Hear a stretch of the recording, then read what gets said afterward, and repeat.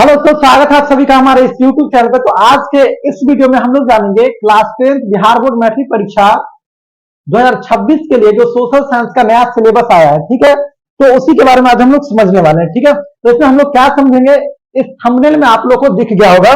सबसे पहला बात क्या कि इसमें हम लोग सामाजिक विज्ञान में यानी सोशल साइंस का जो है, यहाँ पे आप लोग को लिखा होगा बहुत बड़ा बदलाव, बिल्कुल। यानी कि आप लोगों को कुछ अलग तरीका से कुछ बदलाव करके पढ़ना पड़ेगा, ठीक है। तो इसके सिलेबस के बारे में देखेंगे, कौन से सब्जेक्ट में, जैसे सोशल साइंस में कई सारा सब्जेक्ट है, तो उसमें कौन से सब्जेक्ट में हमको कितना चैप्टर पढ़ना है और कौन कौन सा चैप्टर पढ़ना है, उस सब के बारे में भी हम लोग समझने वाले, ठीक है। तो देखो, ये बहुत ही छोटा वीडियो होने वाला है, तो आप लोग इस वीडियो को यदि पूरा देख लेते हैं ना, तो आप लोग को सोशल साइंस के सिलेबस के बारे में और कैसे पढ़ना है उस सब आप लोग को अच्छे समझ में आ जाएगा। फिर अगले साल यानी कि 2026 में जो एग्जाम होगा उसमें आप लोगों का अच्छा नंबर आ जाएगा, ठीक है। इसलिए इस वीडियो को पूरा ध्यान से देखना, और वीडियो लास्ट में कैसा लग रहा है ये आप लोग कमेंट करके जरूर बताइएगा, ठीक है। तो 10th के सिलेबस के बारे में सोशल साइंस, तो तभी आप लोग को मैथ का भी सिलेबस बता दिया गया, कैसे क्या पढ़ना है उसमें वो सारा चीज बता दिया गया। आप लोग को इस वीडियो के डिस्क्रिप्शन में उसका लिंक मिल जाएगा, ठीक है। तो ध्यानपूर्वक इस वीडियो को आप लोग ध्यानपूर्वक देखते रहो, ठीक है। चलिए, तो इसमें क्या बोल रहे हैं कि अभी हम लोग देखेंगे सिलेबस किसका, सोशल साइंस का, ठीक। सोशल साइंस में सबसे पहले आज हम लोग जो देखने वाले हैं वो हिस्ट्री का, किस चीज का सिलेबस देखेंगे, तो हिस्ट्री का सिलेबस देखेंगे। हिस्ट्री में कौन सा चैप्टर है जो हम लोग को पढ़ना है, कौन सा चैप्टर है जो हम लोग को पढ़ना है अच्छे से, ठीक है। तो चलिए, इतिहास में, हिस्ट्री में आप लोगों को जो पहला चैप्टर आएगा वो यूरोप में राष्ट्रवाद है। कौन सा, यूरोप में राष्ट्रवाद। देखिए, राष्ट्रवाद का मतलब आप लोग बहुत पहले से समझ रहे होंगे, ठीक है। और कई सारे लोगों के मुंह से सुने भी होंगे कि राष्ट्रवाद का मतलब क्या, कि अपने राष्ट्र से प्रेम करना है ना, अपने राष्ट्र के प्रति लगाव भावना का विकास करना राष्ट्रवाद कहलाता है। तो ये जो राष्ट्रवाद है ये हम लोग कहाँ पढ़ेंगे, मतलब कहाँ के बारे में, तो यूरोप के बारे में, ठीक है। इसमें इंग्लैंड के बारे में हम लोग पढ़ेंगे, जर्मनी के बारे में पढ़ेंगे, इटली के बारे में, कई सारे देश के बारे में से पढ़ेंगे, ठीक है। तो ये पहला चैप्टर हो गया यूरोप में राष्ट्रवाद। उसका दूसरा चैप्टर समाजवाद एवं साम्यवाद। समाजवाद और साम्यवाद में हम लोग क्या पढ़ने वाले, देखिए समाजवाद और साम्यवाद में पढ़ेंगे कि जब औद्योगिकरण का शुरुआत हुआ, यानी मशीन सबका जो खोज होने लगा यूरोप में, तो उसके बाद में समाज कई वर्गों में बट गया, ठीक है। तो समाज जो बटा उसका क्या प्रभाव पड़ा, मतलब समाज बट गया, उसमें किसका ज्यादा शोषण होने लगा, इस सब के बारे में, कार्ल मार्क्स सब के बारे में, लेनिन सब के बारे में हम लोग इसी चैप्टर में पढ़ेंगे, समाजवाद एवं साम्यवाद में। समझ में आ गया आप लोग को, समझ आएगा, ध्यान को समझिए। तीसरा जो चैप्टर है इतिहास में वो है हिंद चीन में राष्ट्रवादी आंदोलन। आप लोग हिंद चीन का नाम सुने होंगे, उसमें 3 देश आता है जिसको हम शॉर्ट ट्रिक में कैसे याद रखते हैं, कबीला, कबीला से, है ना।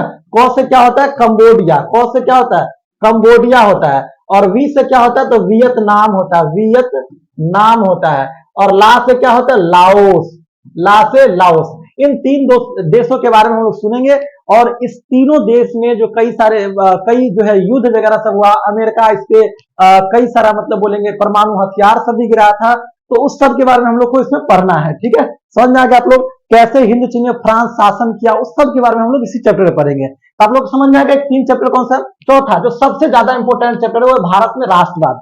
आप लोग भारत में राष्ट्रवाद, राष्ट्रवाद का मतलब समझा दिए थे। राष्ट्रवाद का मतलब क्या, अपने देश के प्रति प्रेम लगाव भावना का विकास। तो ये सब अपने देश में कैसे हुआ, अपना देश आजाद कैसे हुआ, ठीक है। इसमें कौन कौन से लोगों को महत्वपूर्ण भूमिका था, कौन कौन सा आंदोलन हुआ था, गांधी जी कई सारे महत्वपूर्ण आंदोलन को हम लोग इसी चैप्टर में पढ़ेंगे, भारत में राष्ट्रवाद है, ठीक है।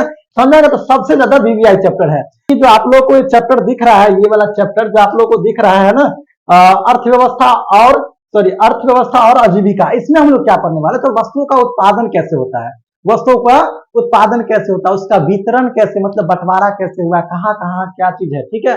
दूसरा बात कि लोग अपनी आजीविका, अपनी घर गृहस्थी को चलाने के लिए क्या क्या करते हैं, इस सब के बारे में हम लोग जानेंगे। कौन सा चैप्टर में, 5वां नंबर चैप्टर में, ठीक है।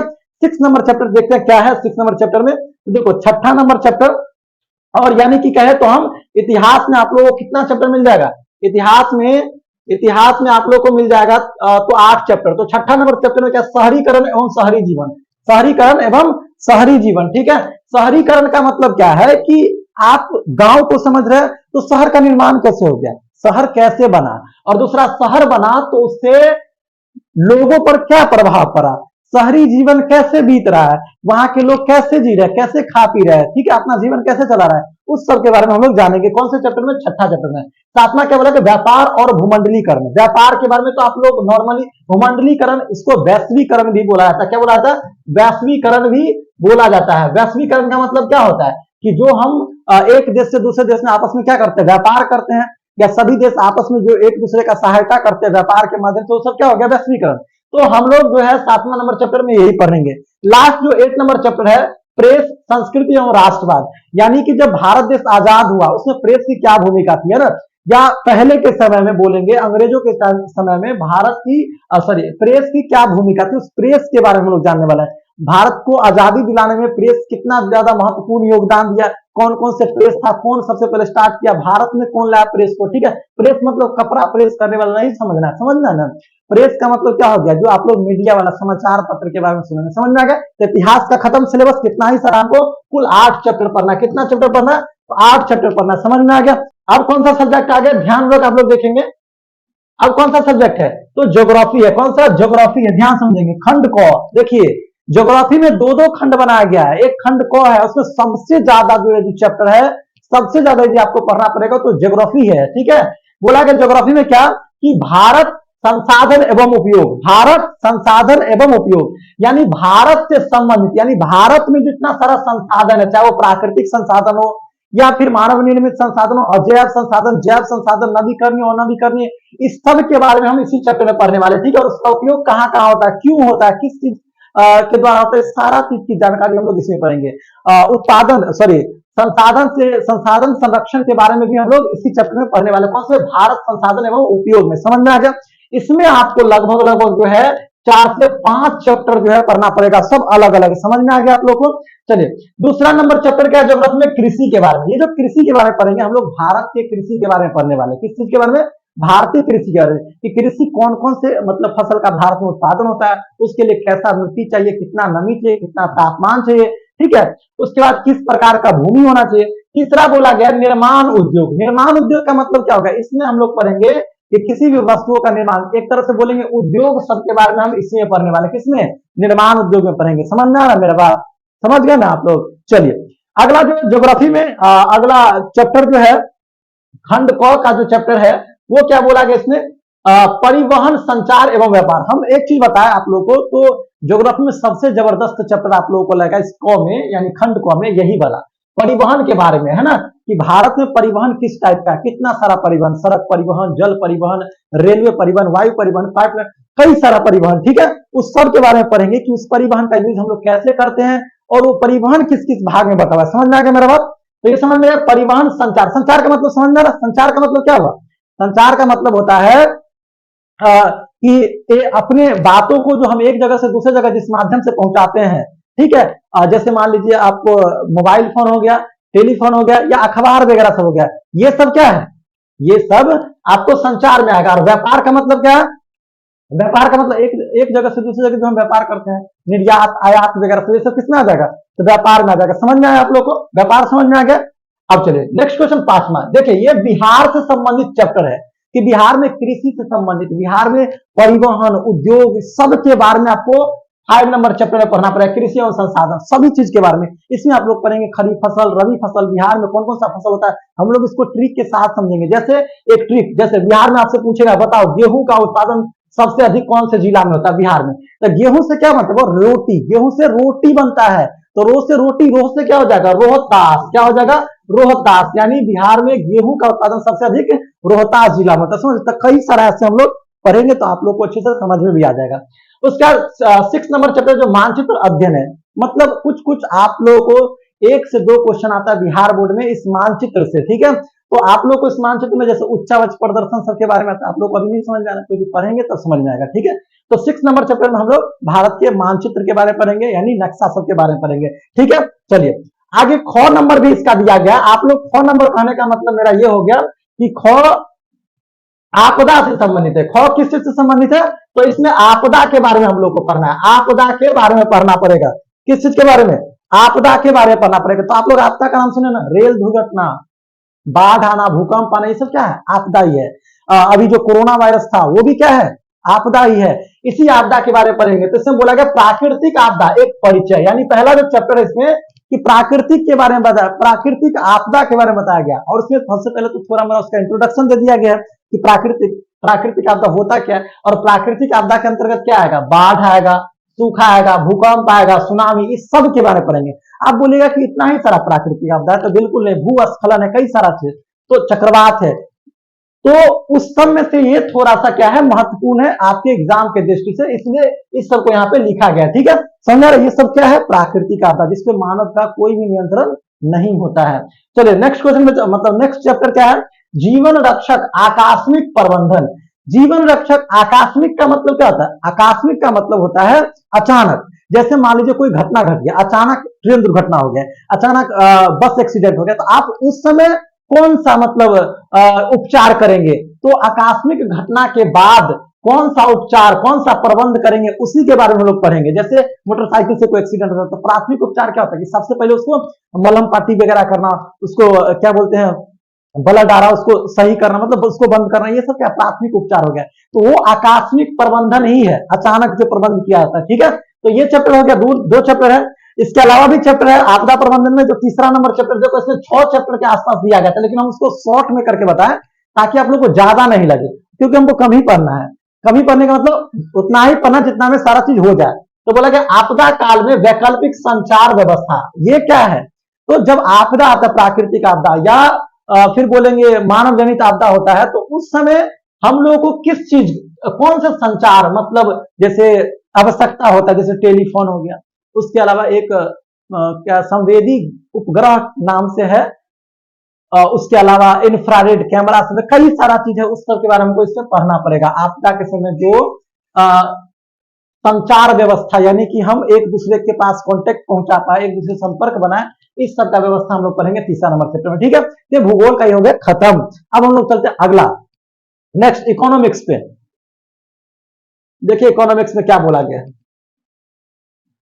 इकोनॉमिक्स में क्या बोला, अर्थशास्त्र, इकोनॉमिक्स में क्या बोला गया कि पहला चैप्टर क्या, देखो सबसे जबरदस्त है बुक इकोनॉमिक्स, है ना। और इकोनॉमिक्स में जो है आप लोग बहुत सारा ऐसा बात सीखेंगे जो क्या कहते हैं उसको, जो 12th में वगैरह में भी है, आप लोग पढ़ेंगे ज्योग्राफी में, जो इकोनॉमिक्स में है 10th में, जैसे प्राथमिक क्षेत्र, द्वितीय क्षेत्र, तृतीय क्षेत्र के बारे में आप लोग इंटर में किस चीज में पढ़ोगे, तो ज्योग्राफी में पढ़ोगे। तो अर्थव्यवस्था एवं इसके विकास का इतिहास बोला गया, पहला जो चैप्टर है अर्थव्यवस्था एवं इसके विकास का इतिहास। अर्थव्यवस्था के बारे में समझना है कि अर्थव्यवस्था किसको कहते हैं, है ना, अर्थव्यवस्था किसको कहते हैं। दूसरा कि इसका इतिहास क्या है, भारत पहले कैसा था अर्थव्यवस्था में, भारत को सोने की चिड़िया कहा जाता था, लेकिन उसी सोने की चिड़िया का खूब ज्यादा जो है शोषण हुआ, किसके द्वारा, ब्रिटिश अंग्रेजों के द्वारा। उसके बाद भारत का भी अर्थव्यवस्था के क्षेत्र में कैसा विकास हो रहा है, उस सब के बारे में हमको फर्स्ट चैप्टर पढ़ना। इसमें आएगा प्राथमिक, द्वितीय और तृतीय क्षेत्र, योजना आयोग सब इसी में आएगा, बिहार के आर्थिक पिछड़ेपन सब इसी में आएगा, ठीक है। दूसरा चैप्टर क्या है, राज्य एवं राष्ट्र की आय। देखो इस जो चैप्टर सेकंड नंबर, इसमें हम प्रमुख रूप से पढ़ेंगे राष्ट्रीय आय किसे कहते हैं, है ना, प्रति व्यक्ति आय किसे कहते हैं, प्रति व्यक्ति, सॉरी बीपीएल एपीएल सब के बारे में पढ़ेंगे हम लोग। समझ में आ रहा है, मेरा बात समझ में आ रहा है कि नहीं आप लोग को। तो ये सारा चीज इसमें हमको पढ़ना पड़ेगा, इसमें पढ़ना पड़ेगा आपको क्या बोलते हैं, एटीएम वस्तु विनिमय प्रणाली से कई सारा चीज सब इसमें पढ़ना पड़ेगा, ठीक है। फर्स्ट चैप्टर में है, लेकिन पढ़ना है हमको सेकंड चैप्टर, क्योंकि फर्स्ट चैप्टर में बहुत सारा चीज एक्स्ट्रा भी दे दिया गया, जो आगे वाला उसका भी दे दिया गया, ठीक है। तो इसमें हम लोग पढ़ेंगे। तीसरा नंबर चैप्टर क्या है, मुद्रा, बचत एवं साख। मुद्रा के बारे में देखो, पहले आप लोगों को पता होगा प्राचीन काल में क्या होता था कि वस्तु का लेन देन होता था। जब आपको किसी चीज की आवश्यकता होती थी तो वस्तु के द्वारा ही एक दूसरे को लिया दिया जाता था, ठीक है। लेकिन धीरे धीरे किस चीज का विकास हुआ, तो मुद्रा का विकास हुआ। फिर धातु वगैरह, धातु मुद्रा बना। उसके बाद आप लोग देखे होंगे कागज का मुद्रा आने लगा। कागज के मुद्रा के बाद देखे तो चेक वगैरह सब आने लगे। उसके बाद प्लास्टिक का जो डेबिट कार्ड होता है, क्रेडिट कार्ड होता है, उसके बाद देख रहे तो हम डायरेक्ट पे फोन पे कर देते हैं, है ना।